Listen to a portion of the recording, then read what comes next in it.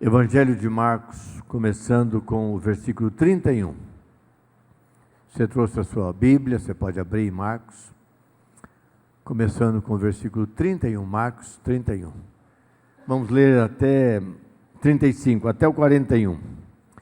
Esse é um texto extraordinário, Deus certamente falará ao seu coração nesta noite. Diz assim o texto, Marcos, Evangelho de Marcos 4, 35. Naquele dia, sendo já tarde, disse-lhe Jesus, passemos para outra margem. E eles, despedindo a multidão, o levaram assim como estava no barco, e outros barcos o seguiam. Ora, levantou-se um grande temporal de vento, e as ondas se arremessavam contra o barco, de modo que o mesmo já estava a encher-se de água. 38. E Jesus estava na popa, dormindo sobre um travesseiro. E eles o despertaram e lhe disseram, Mestre, não te importa que pereçamos? E ele, despertando, repreendeu o vento e o mar. Acalma-te, emudece. O vento se aquietou e fez-se grande bonança. 40. Então lhe disseram, por que sois assim tímidos? Como é que não tendes fé? E eles, possuídos de grande temor, diziam uns aos outros, quem é este que até o vento e o mar lhe obedecem?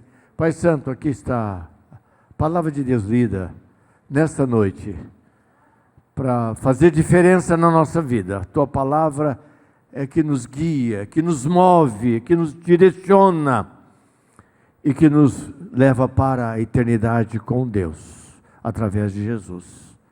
Usa esse texto nesta noite. Certamente aqui nessa reunião há pessoas necessitadas de algo que vem do trono de Deus para uma nova caminhada, marcada pelo sobrenatural. Por isso, ministra-nos e fala-nos, que eu te peço, em nome de Jesus. Amém. Amém. Irmãos, eu quero falar sobre a paz na tempestade. Parece ser contradito isso, contraditório. Paz na tempestade? Você já passou por alguma tempestade?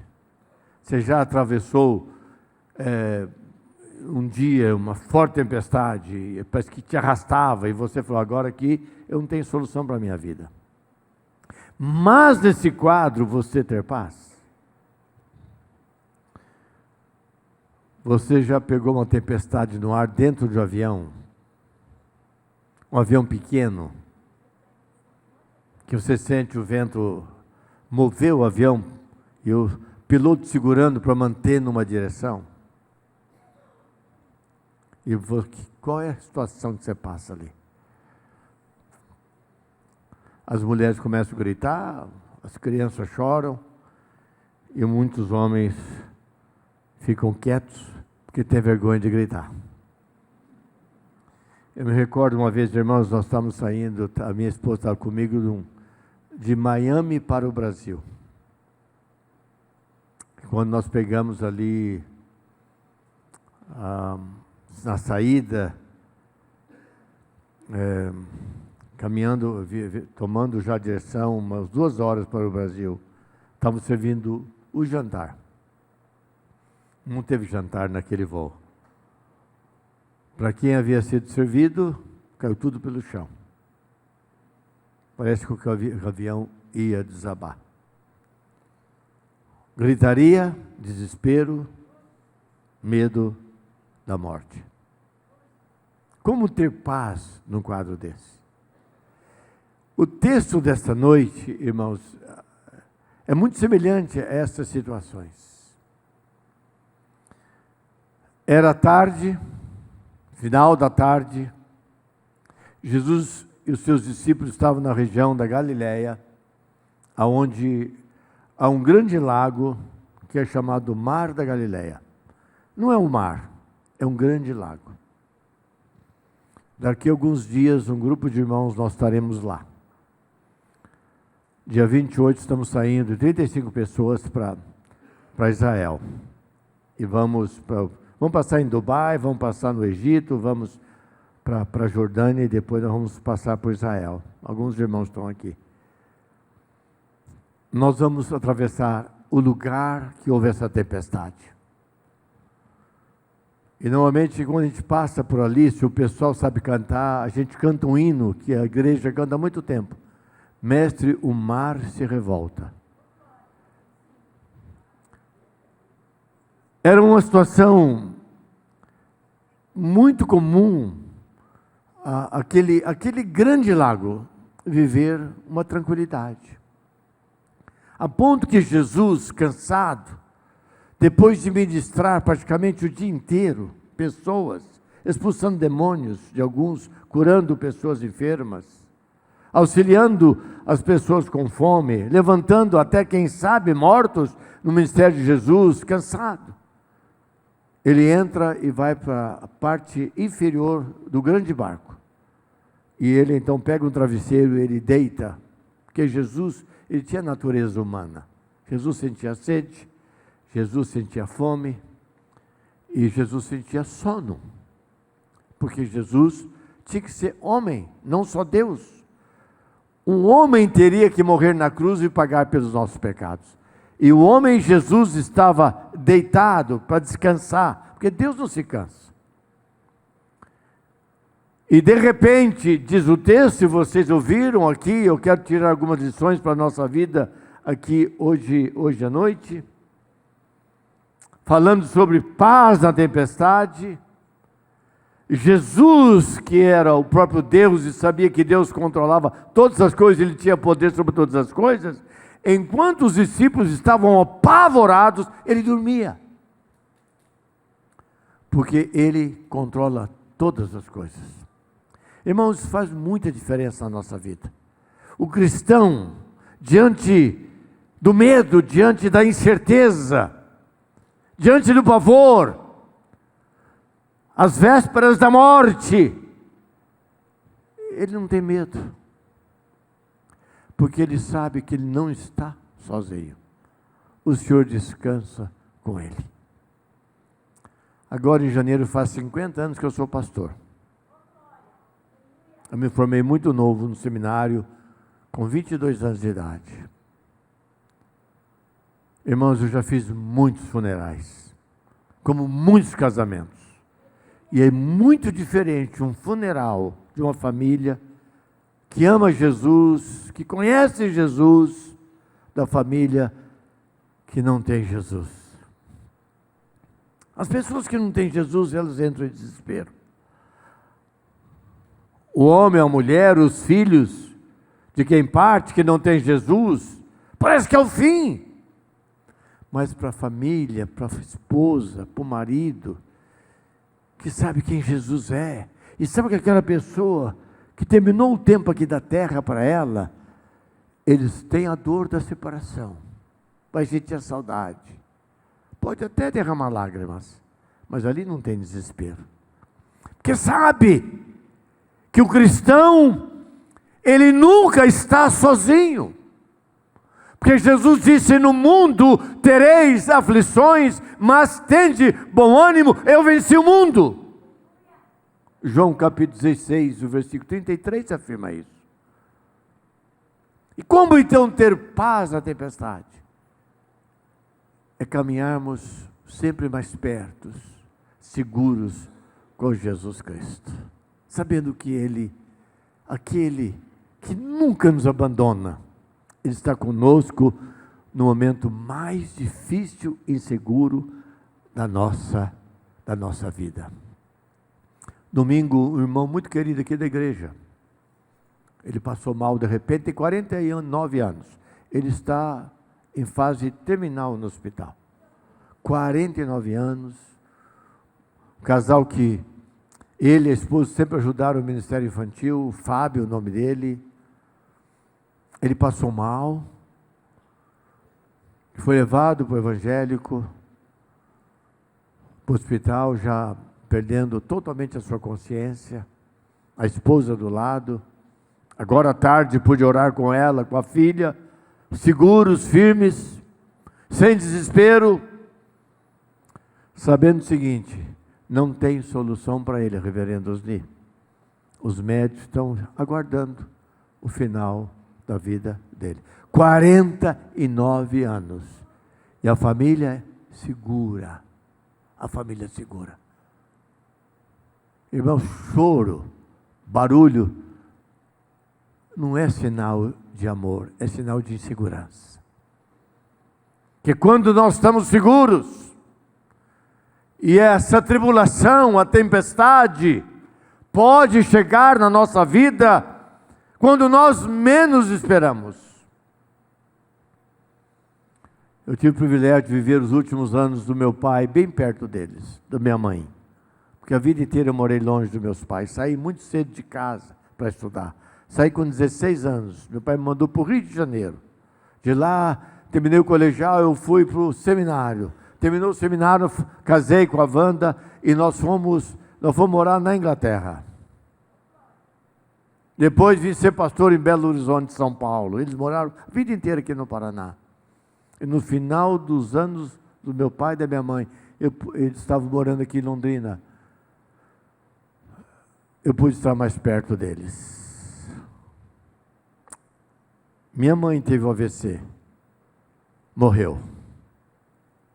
Ficou uns dias, ficou uma semana no hospital, uns 15 dias internada na casa dela, enfermeira 24 horas. Faleceu. 20 dias depois, meu pai passou mal, foi para o hospital, tive com ele na sexta-feira, na manhã de domingo ele faleceu. Irmãos, pais queridos, a gente sente saudade, mas nunca existiu em nós desespero. Sabe por quê? Eu sei que eles foram estar com Jesus. Que em nenhum momento nessa transição da vida, nem ela, nem eles se sentiram sozinhos. E ali o que mais importava era a presença daquele que pode todas as coisas. O corpo volta para a terra, diz a Bíblia, o corpo volta para o pó de onde saiu, porque do pó nós fomos retirados, e volta para o pó até a volta do Senhor Jesus Cristo. Paz na tempestade. Os discípulos de Jesus não imaginavam a grande tribulação que eles poderiam enfrentar no final daquele dia, quando no meio do mar da Galileia veio uma forte tempestade e eles tentaram com as suas forças remover a água. Tentaram, e quanto mais tiravam, mais água enchia, e esqueceram que Jesus estava na polpa descansando. E tudo mudou. Quando um deles disse: é melhor falar como está acontecendo, vamos todos morrer aqui. E vocês ouviram a leitura desse texto, quando Jesus disse ao mar: acalma-te, emudece. Então, irmãos, aqui há uma lição tremenda para a nossa vida. De repente, a tribulação, aquela crise, o medo, a incerteza, as ameaças que chegaram na vida dos próprios discípulos que caminharam com o Senhor Jesus Cristo, sabiam que Ele era e o que Ele era capaz de fazer. Quando Jesus vem, então, e repreende aquele vento. Então, quais as lições que nós aprendemos para a nossa vida nesse texto, minhas irmãs e meus irmãos? Em primeiro lugar, no versículo 37, versículo 37 diz: ora, levantou-se grande temporal de vento, e as ondas se arremessavam contra o barco, de modo que o mesmo já estava a encher-se de água. Ninguém está isento, livre das crises nesse mundo. Ninguém está isento das crises, das tribulações, das lutas, das enfermidades, das incertezas aqui neste mundo. Que se houvesse um grupo de pessoas que estariam isentas, seriam os discípulos. Porque eles estavam ali, caminhando com o Mestre, largaram tudo. Eles caminharam 3 anos e meio com Jesus, quando ele começou a chamar aqueles homens rudes, alguns como Pedro, era um homem muito rude, e os homens mais finos, como Mateus, que era um coletor de impostos, falava manso. Aqueles homens largaram tudo para caminhar com o Senhor Jesus Cristo. E como benefício, como prêmio, eles não deveriam sofrer nenhuma ameaça, nenhum medo, nada disso. Mas, irmãos, a Bíblia não nos promete isso. A Bíblia não nos diz que nós estamos isentos das tribulações. A Bíblia não nos diz que nós estamos isentos das enfermidades. A Bíblia não nos diz, Jesus nunca ensinou que nós estamos livres de qualquer coisa ruim neste mundo. O que a Bíblia nos diz é que nesse momento, nós temos a presença do grande pastor ao nosso lado. Você quer nisso? Diga amém. Mas para isso, irmãos e irmãs, nós temos que ter um relacionamento íntimo com Ele. Nós não podemos andar longe dEle. Porque se andarmos longe dEle, você nem vai vê-lo. Se Ele está por perto ou não. Então, neste mundo, ninguém está isento das crises quais nós passamos. Os discípulos, mesmo por serem os homens que foram, por fazerem um ministério ao lado do Senhor Jesus Cristo, que na verdade deixaram tudo de lado, até a família, para servir aqueles 3 anos ao lado do Senhor Jesus Cristo, eles não foram livres da tempestade da vida. Aqui é esta lição maravilhosa. Irmãos, nos faz lembrar de Abraão. Abraão, o homem chamado por Deus, um dia Deus disse a Abraão: sai da sua casa, sai da sua parentela, sai da sua terra e vai para o lugar que eu vou te mostrar. Irmãos, esse homem era um homem que tinha muita intimidade com Deus. Ele não questionou o chamamento de Deus. Se fosse você, você dizer: mas mestre, para onde nós vamos? O que eu vou fazer com o que eu tenho aqui? O que eu devo levar? Qual é a distância desse lugar? O que é que nós vamos comer no caminho? Abraão falou para Sara: Sara, amanhã, às 5 horas da manhã, junta as suas coisas. Já falei com os funcionários, vão preparar os jumentos, as mulas, os animais, e nós vamos partir. Ela disse: mas como? Ela falou: Abraão, mas como, Abraão? Nós temos coisas, eu tenho compromisso, eu marquei cabeleireiro, marquei para fazer a unha, fazer meus pés, eu estou na costureira, um lindo vestido daquela seda que você trouxe da Pérsia, mas não tem tempo. Amanhã, Sara, Deus está dizendo: sai, não olha para trás e avança. Esse homem só fez isso pela sua intimidade. Ele sabia quem Deus era. Ele conhecia aquele que dirigia a sua própria vida. E ele foi para uma terra, foi para um caminho que era uma direção de Deus. Deus falava com ele. Todavia, Abraão caminhou uma longa jornada.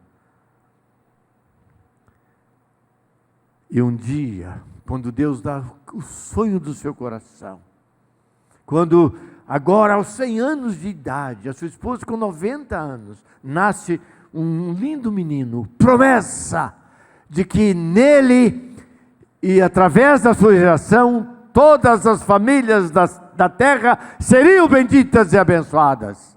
E Deus fala com Abraão: Abraão, pega Isaac, seu filho, leva para o monte e oferece o seu filho em adoração a mim.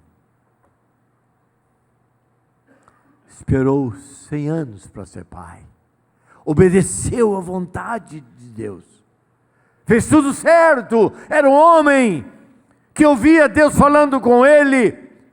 Sua experiência era marcada pelo sobrenatural. E agora, nesta fase da vida dele, aquele menino crescido, é pedido para o pai, e eles caminham 3 dias, vai para o monte que eu vou te mostrar, levanta o altar e oferece o seu filho, e no caminho do filho, o filho fala: pai, nós estamos indo para esse momento de oferta, aqui nós temos o facão, que é o cutelo, nós temos a lenha, nós temos tudo, mas aonde está o cordeiro, pai? Porque ele cresceu vendo as ofertas que se fazia a Deus, porque no Velho Testamento, para perdão de pecado, tinha que derramar sangue de algum animal. E Abraão teve que dizer para o seu filho: filho, Deus proverá para você, para si, o cordeiro. Irmãos, qual é a conclusão? Eu li esse texto muitas vezes. Já preguei várias vezes sobre Abraão na minha vida, nesses 40 anos. Abraão tinha certeza, absoluta certeza, que no meio dessa tempestade, quando Deus pede o seu filho, a este homem tão obediente à voz de Deus, que Deus teria a solução para ele e para o próprio filho.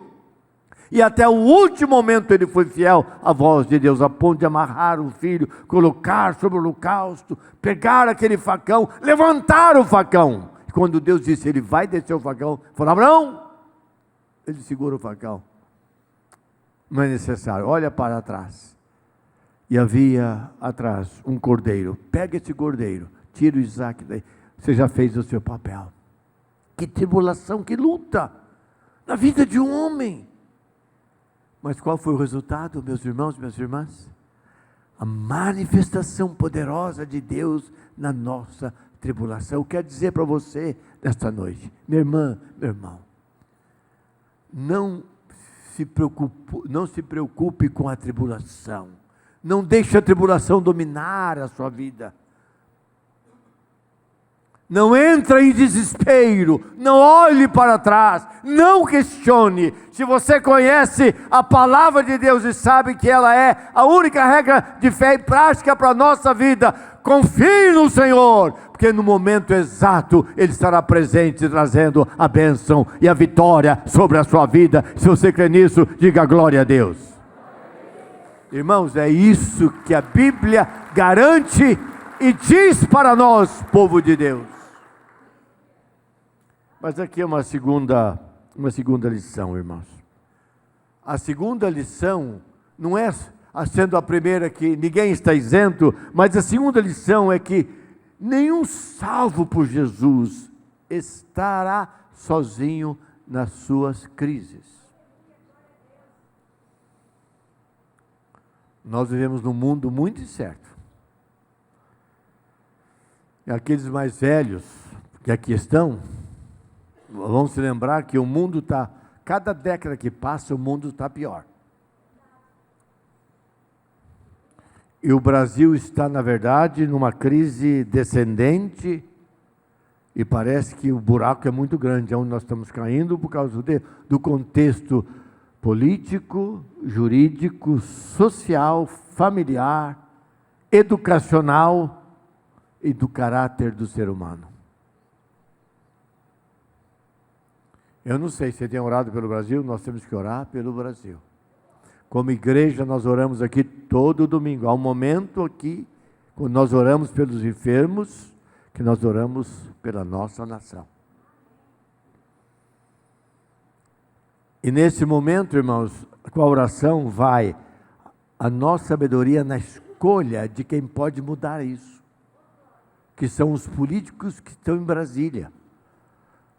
Porque se eles quisessem, o Brasil seria um outro Brasil. Se não houvesse corrupção em Brasília, o Brasil era outro. A nossa segurança era outra. O futuro dos nossos filhos e netos seria outro. Mas o povo tem escolhido gente ruim, pessoas que não podiam estar lá. Eu acho que isso aqui é um fake news, porque hoje a metade que você lê no WhatsApp, toma cuidado que é fake. Eu acho que isso aqui é fake. Eu não posso acreditar que seja verdade, que os senadores estão querendo jogar para 10 anos o mandato de cada um deles. Eu não acredito num negócio desse.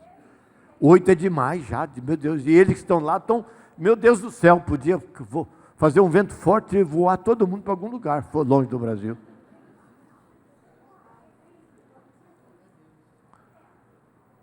Nós, irmãos e irmãs, em toda esta crise que estamos vivendo, temos que lembrar este fato: nenhum salvo por Jesus Cristo está sozinho nas suas crises. Olha o versículo 38. E Jesus estava na polpa, na parte inferior do barco. Jesus estava ali. Eles não estavam sozinhos como nós não estamos sozinhos. Diz que ele estava dormindo sobre o travesseiro. Ele é Deus, estava tranquilo. E quando ele é buscado, quando diz assim, eles foram, e diz o texto, e eles o despertaram. Em outras palavras, quando eles buscaram ajuda, quando eles clamaram por misericórdia ao Senhor Jesus Cristo, quando eles falaram com Ele como aquele que é a sua resposta, Ele se despertou e levantou, porque Ele está sempre presente na nossa tribulação e na nossa crise. Quando o evangelista Mateus encerra com o capítulo 28, as últimas palavras de Cristo, do capítulo 28 do Evangelho de Mateus, versículo 20, diz o seguinte: quando Jesus disse, e eis que eu estou convosco, presente, não disse, e eis que eu estarei lá no futuro, e nem disse, eu estive lá no passado, o verbo está no presente, estou agora. Ele estava naquele dia no navio, na travessia do mar da Galileia. Ele está hoje conosco. E eis que eu estou convosco todos os dias. Até quando? Até o confim dos séculos. Até o último momento. Ele não nos abandona. Irmãos, eu acho interessante lembrar disso. Deus nunca nos deixa sozinhos. Quando você se sentir sozinho, dá uma olhadinha do lado, Ele está ali. Olha bem frente, olha firme para frente, Ele está ali. Porque Ele é onipresente. Esse é um tributo de Deus. Só Deus tem isso. O diabo não tem isso. O diabo maior tem que dar ordem para o diabo menor, vai lá e cutuca aquela pessoa, inferniza a vida dela, destrói aquela família. Mas Jesus é onipresente, o atributo de Deus, só Deus tem isso, só Jesus tem isso. Esse é um tema da teologia reformada muito importante, que nos gera muita confiança, nos faz pisar em terra firme, olhar com esperança e nunca retroagir. Eis que eu estou convosco todos os dias até a consumação do século. Você que nisso diga amém. Irmãos, impressionante, história de Pedro. Pedro foi preso e Pedro estava com a data marcada para morrer. Ele estava preso, e tão preso que haviam 16 soldados cuidando de Pedro para que ele não fugisse da cadeia. E as portas muito bem fechadas. O imperador queria fazer uma grande festa, quando todo mundo estava em Jerusalém. As festas de Jerusalém, as festas principais judaicas, todo judeu tinha que comparecer. Todo judeu que morava 30 quilômetros em volta de Jerusalém, era obrigado a largar tudo, passar uma semana, e ali tinha muita comida, tinha muita água, nas festas judaicas. Então ele esperou o dia quando todo mundo daquela redondeza estaria lá, para todo mundo ver a morte de Pedro. E foi na madrugada, antes da Páscoa, que é uma festa em que os judeus todos iam para Jerusalém. E Pedro, ele estava deitado na madrugada. Soldados escoltas olhando para ele, homens fortes, com lanças, e ele acorrentado. E o anjo do Senhor, Deus pede para o anjo do Senhor, entra na cadeia, na prisão, e liberta Pedro. Aquele anjo abriu a porta, trancada, entrou, foi até onde Pedro estava, 4 soldados escoltas, um desse lado, outro desse, nos pés, na cabeça, e Pedro deitado. E o anjo entra, toca em Pedro e fala: Pedro, desperta, Pedro. E falou: Pedro, cinge-te, se vista, calce as sandálias. E os anjos ali. E me siga. Irmão, você imagina de noite, os soldados ali, eles não viram nada. E Pedro segue o anjo do Senhor.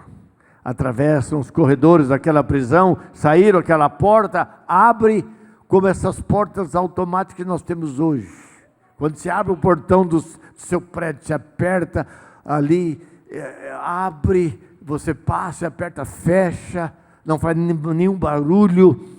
Antigamente, imagina aquelas portas velhas, ferro mal lixado, barulhenta, a porta abre, o anjo sai, Pedro sai, e o anjo fala: Pedro, vai para onde você deve ir, você está livre.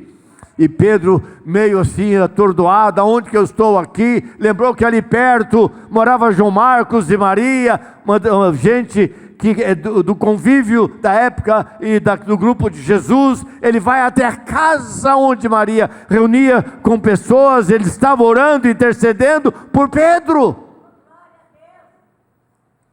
Por que Pedro é livre, irmãos? Por que está na Bíblia? Para mostrar para você e para mim: nenhum salvo por Jesus está sozinho na sua tribulação, está sozinho na sua crise, está sozinho na sua dor. O Senhor está conosco. Você acredita? Diga amém. Irmãos, coisa rica, não é verdade? A palavra de Deus, esse texto para nós nesta noite. E para encerrar, terceiro e último lugar, a paz, a vitória na vida do crente é sempre dada por Jesus Cristo. Nós somos o povo da vitória. Irmãos, eu sou pastor há 50 anos, vai fazer em janeiro. Eu já vi muita coisa. 50 anos cuidando de gente. 50 anos pregando o Evangelho. 50 anos cuidando das pessoas. Só que eu estou 40 anos. Essa igreja era uma igreja pequena na rua Benjamin, com Belo Horizonte. Quantas pessoas já passaram nesses anos? A Edna está sentada ali, ela sabe. Quantos que estavam conosco não estão mais? O Senhor já levou. Quantos vieram quebrados? Quantas lutas, quantas crises, quantas dificuldades. A paz, a vitória na vida do crente são dados pelo Senhor Jesus Cristo. E quanto mais nos aproximamos dele, mais seguros nós estamos, mais firmes nós nos sentimos, e não tem razão para medo nenhum. O verdadeiro cristão, ele é seguro, ele é confiante, ele sabe o caminho que vai andar, ele sabe quem pode confiar, ele sabe que ele não é uma pessoa abandonada, rejeitada, deixada em algum lugar, mas ele é cuidado, ele é protegido, ele é amparado por mãos fortes e poderosas. É isso que aconteceu na vida dos discípulos, porque esse Jesus acalma a tempestade. Isso que aconteceu na vida de Abraão, porque ele viu o anjo naquele exato momento e trouxe o cordeiro e para tirar Isaque, e ali aquele cordeiro, ele simbolizou então a resposta de Deus naquele momento da adoração. É aquele que na vida de Pedro enviou o seu anjo Eu não sei qual deles. Eu não sei se foi Gabriel, se foi Miguel. Deve ter sido Gabriel ou Miguel, chamados anjos poderosos. E trouxe a vitória na vida de Pedro. E Pedro sai daquele lugar e vai encontrar os irmãos orando e intercedendo pela sua própria vida. Frustrou todo o plano de Herodes. Queria, perante o povo, no dia que Jerusalém estava mais cheia de gente, como vingança, castigo aos discípulos de Cristo, aos seguidores de Cristo, aqueles quando Cristo subiu aos céus, após a sua ressurreição, ele deixou homens valentes e comprometidos com a verdade, com a palavra de Deus e com o reino de Deus. E quando eles mandaram buscar Pedro, ele não estava lá mais. Irmãos, quem tem Jesus está do lado de quem é vitorioso. Quem tem Jesus experimenta o sobrenatural. Quem tem Jesus experimenta a presença dos anjos de Deus. Eles trabalham, eles intercedem, eles abrem portas e eles nos conduzem em vitória. Se Deus diga amém. Então, para encerrar, olhando para esse texto maravilhoso, quando Jesus levanta, olha para os discípulos, estende a mão e diz: mar, acalma-te, emudece. E o texto diz, Marcos fala, imediatamente o mar se aquietou. Aí Jesus olha para os discípulos e diz assim, Jesus diz para eles, versículo 40, por que sois assim tímidos?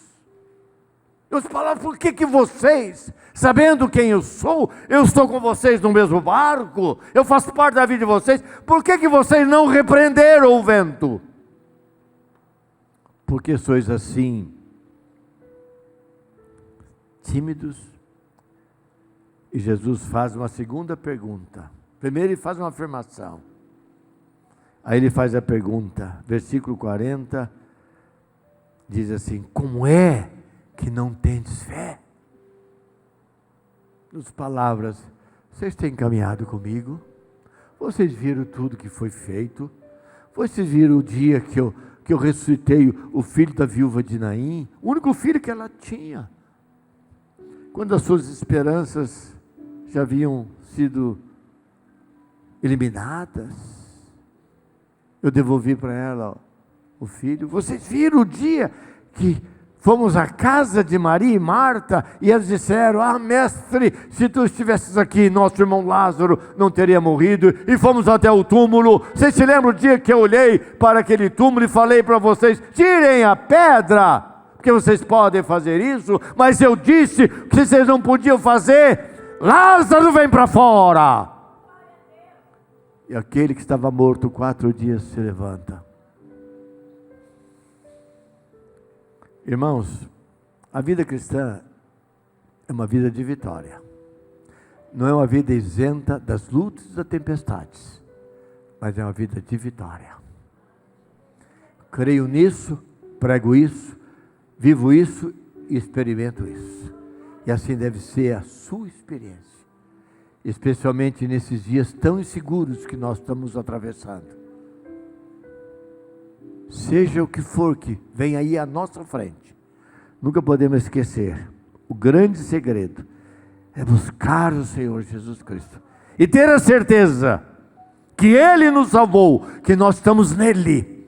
Eu não tenho força, eu não sou nada, mas Ele que me abraçou, que está em mim, Ele me segura, Ele me envia. Foi por isso que Cristo foi à cruz, para garantir a sua vitória e a minha vitória.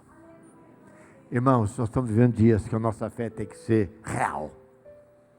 Você não pode viver numa fé minúscula. Qualquer coisa te assusta. Qualquer enfermidade é o final. Qualquer situação acabou tudo. Não, meus irmãos. Nós temos que lembrar o que Cristo é, o que Ele fez e pode fazer.